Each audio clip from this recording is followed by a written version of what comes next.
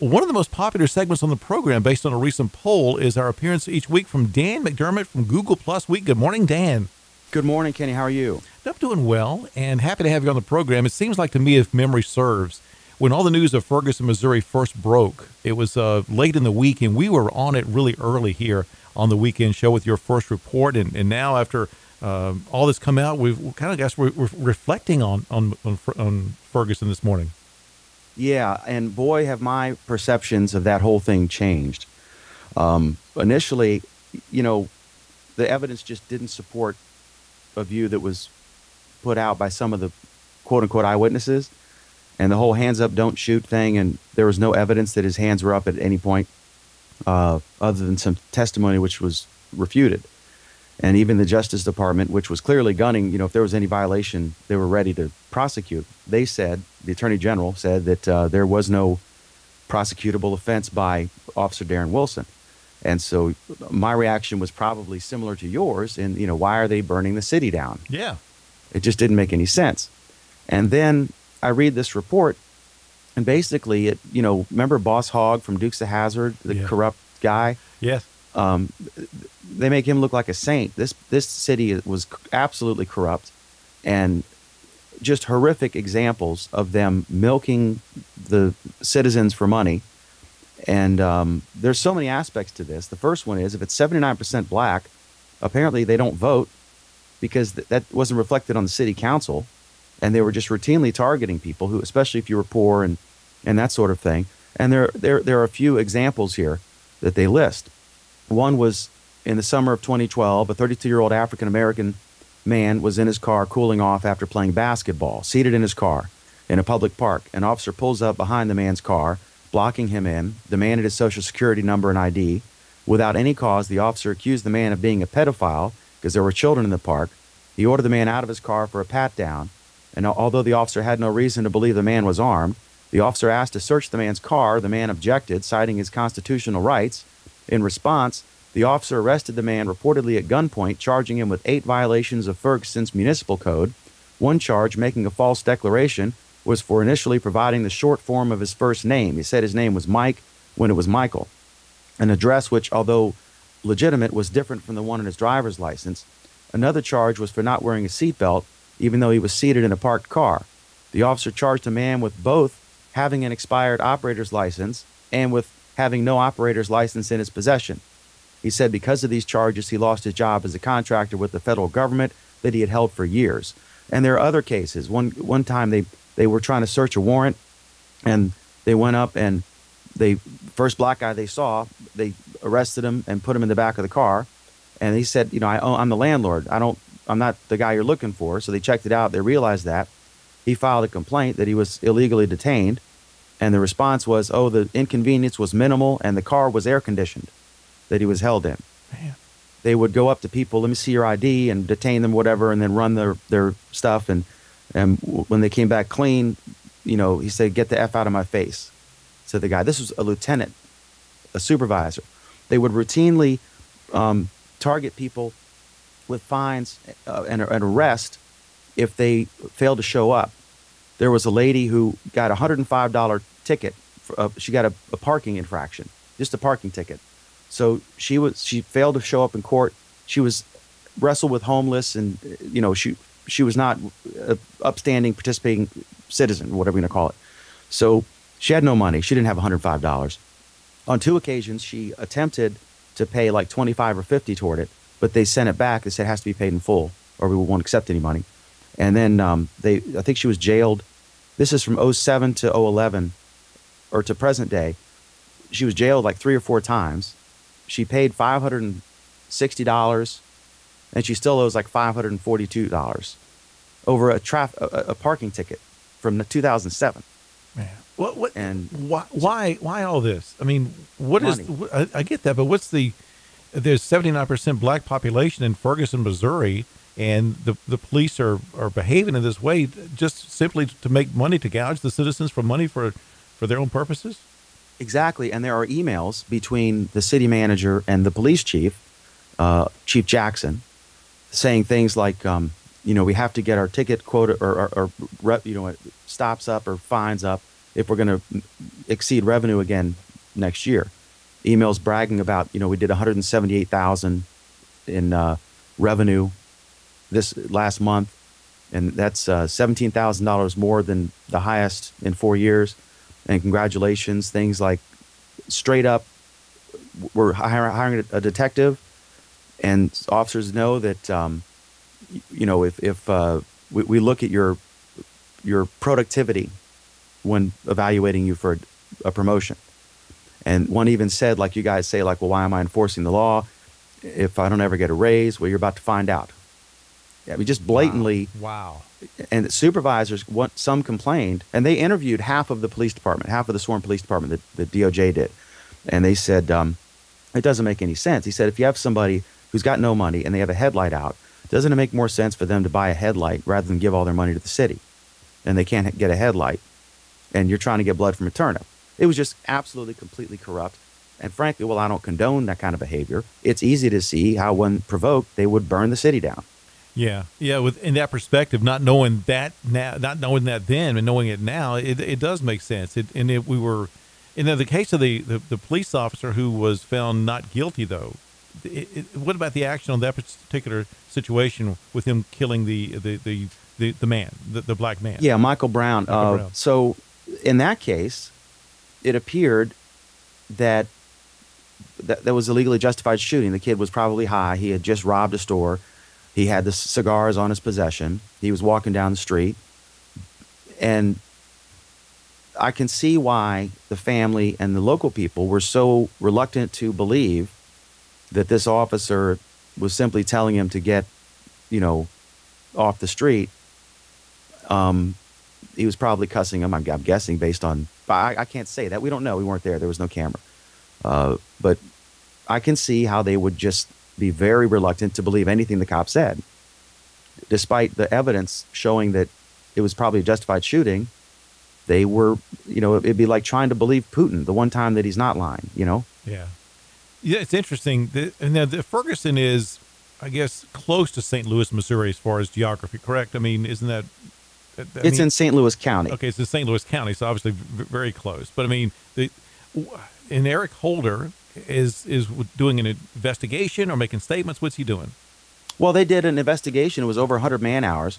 They went down there. They brought 2 other police chiefs. They interviewed. They reached out to 10 community groups, and they met with all the groups that responded. They did ride-alongs. They interviewed, as I said, half the sworn officers. They interviewed the chief. They interviewed the mayor, the city manager. They really went in there in the trenches. I think they had tons of evidence. They were canvassing neighborhoods, digging, looking at all the statistics. And that brings up another issue. There's not transparency. I remember after this shooting, and I think it was the Washington Post or the New York Times was trying to do a survey of how many officers shootings, trying to find out, like, what's the percentage of blacks shot versus whites? What's the percentage of this and that? And the reporting is often voluntary or non-existent or limited in scope. It shouldn't be, if you want to find out Congressman Bob Goodlatte or Robert Hurt, who gave them money, right? You can go on any number of websites, these sunshine sites, and from your living room in your bathrobe, you can look up and find out everyone who's given Bob Goodlatte money. Why do we have transparency in something like that? But then if it's like, okay, how many people are shot and killed by the police, and what is their racial makeup, and what's the conviction, or how many officers? That stuff's not out there.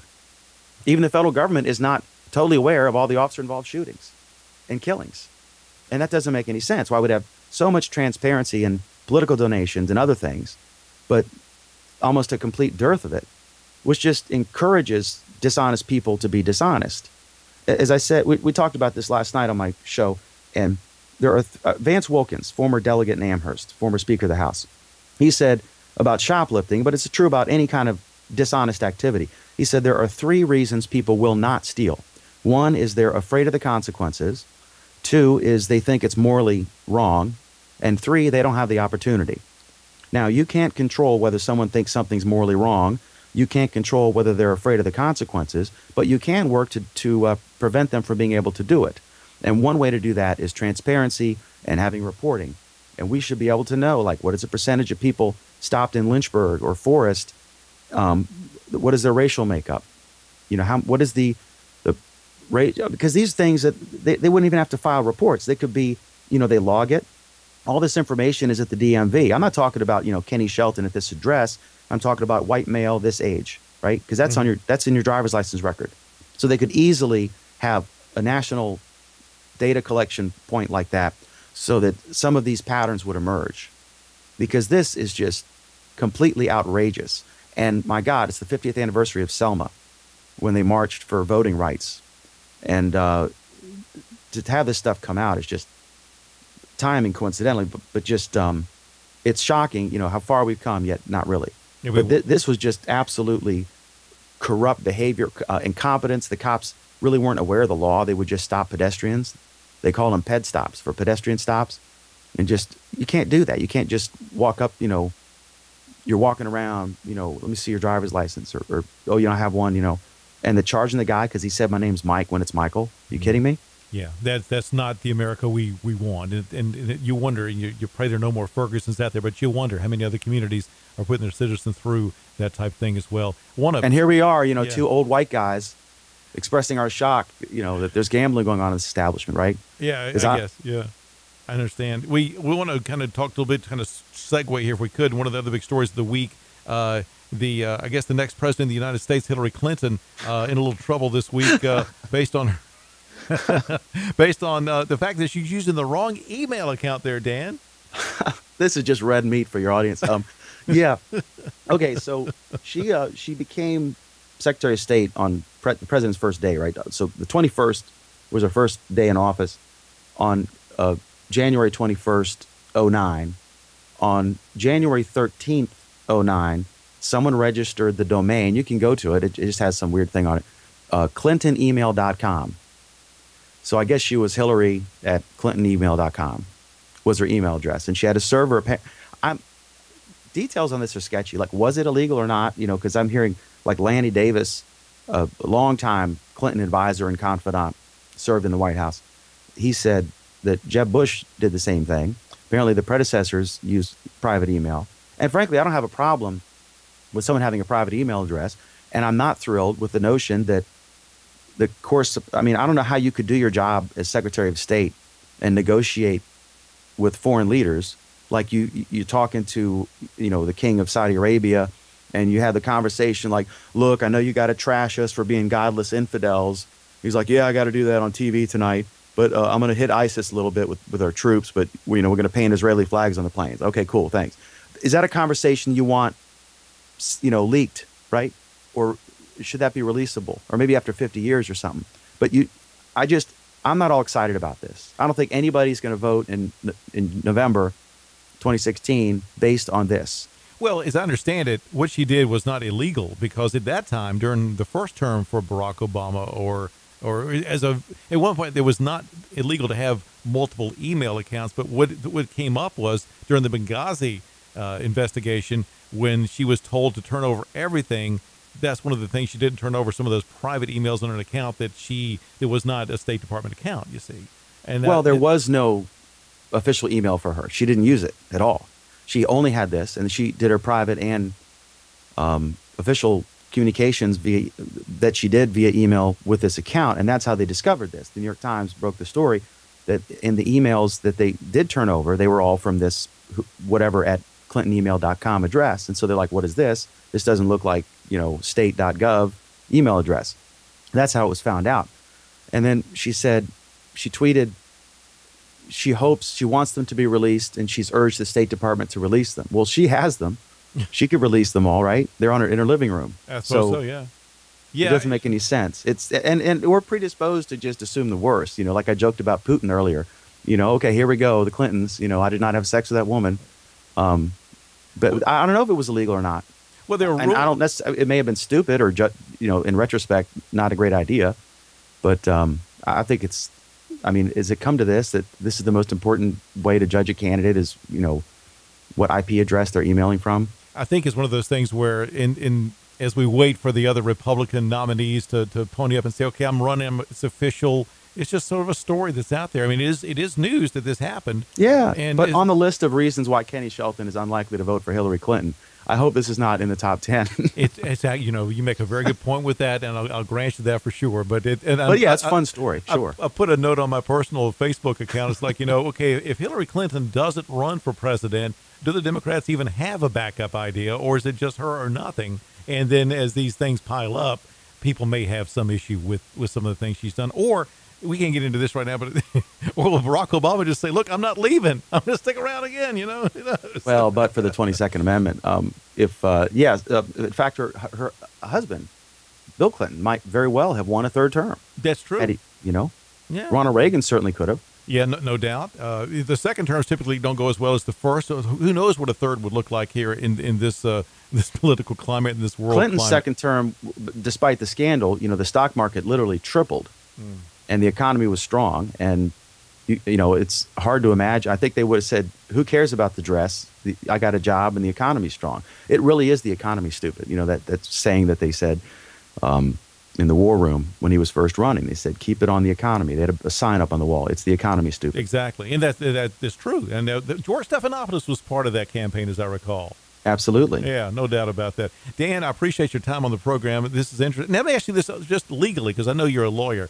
If you Correct. You don't even play one on radio, so you're not. If Barack did say, okay, look, I'm going to run again, could they stop him from even trying, or would the trouble come after he served the third term? You can't serve legally. It'd be unconstitutional, and I don't even think they could change. I think even if they did change it, it wouldn't apply retroactively to the incumbent. There you go. All right. Well, that sounds very lawyerly So to me. fear not, Central Virginia. Only 2 more years. Dan McDermott from Google Plus Week, our friend. Thanks so much for being a part of the weekend show as always, Dan. Have a great rest of your weekend, man. Same to you. Always a pleasure.